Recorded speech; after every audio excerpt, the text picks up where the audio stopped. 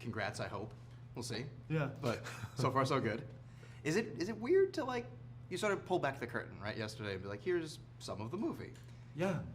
What's the day before that like? Because, you guys are almost done, but Yeah. every day is 10 steps forward, 15 steps forward, 2 steps back. It's just, that's how the nature of these things are. So when you're ready to, like, start showing, what's the anxiety level? There we go. Oh, wow. Yeah, you're right. There's so much time that we spend 4 years together as a crew inside the walls of Pixar, watching this movie over and over in bits and pieces and screenings. Yeah. But we're now entering the stage where we get to share it with people from outside the walls, and you start to get a genuine reaction from people that aren't close to it.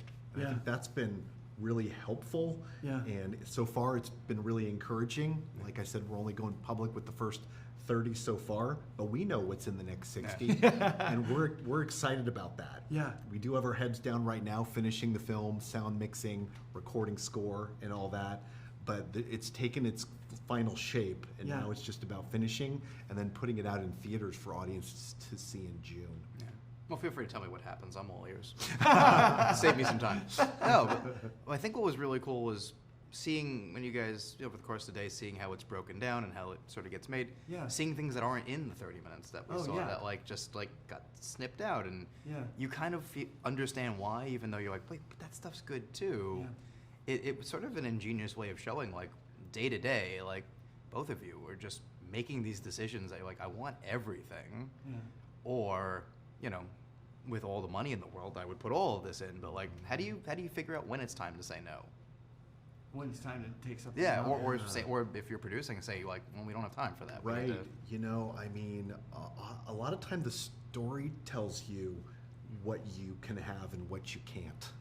And the reaction that we get to the screening when we screen internally or externally for an audience, that reaction, I think, tells us a lot about what we need in the film and whether it's too much or the right amount. Yeah, we watch the movies over and over and over and over again, so we're always kind of testing it. And if it doesn't get a reaction, you kind of know in the room, because we'll watch stuff in the edit bay, we're like, great, and then we'll sit in the theater, and sometimes you can just feel it. You're like, ooh, this beat is not working. That was funnier to me.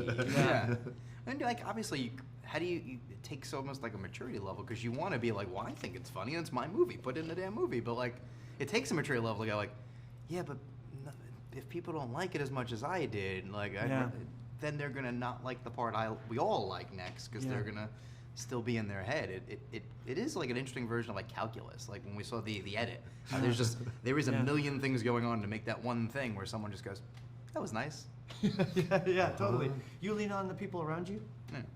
That's why we've got, like, we're fortunate to have Pete Docter as our executive producer on this movie, and Jonas Rivera is another EP that's on the movie, and just all of my, like, leadership around me, like sometimes they'll, like, John Hoffman, our story supervisor, he'll be like, dude, that's just not working.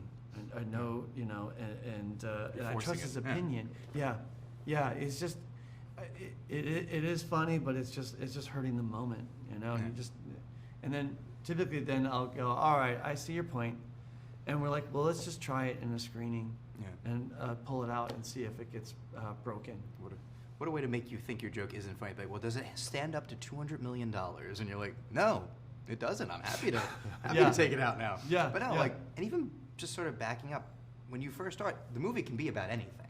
Yeah. Mm-hmm. How do you start to find that spot? Because it has to be a digestible topic. It has to be all these things. And then how do you, once you start making it, know that you're on the right path? Yeah. I think the scariest thing I ever saw in this movie was on day one when I walked into my story room and the walls were all blank. Oops.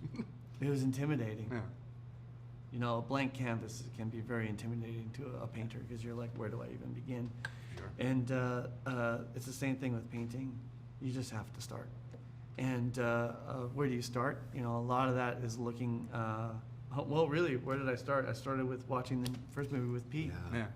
And Jonas was there too. We just watched the movie. We played it at half volume, and they talked over the whole movie.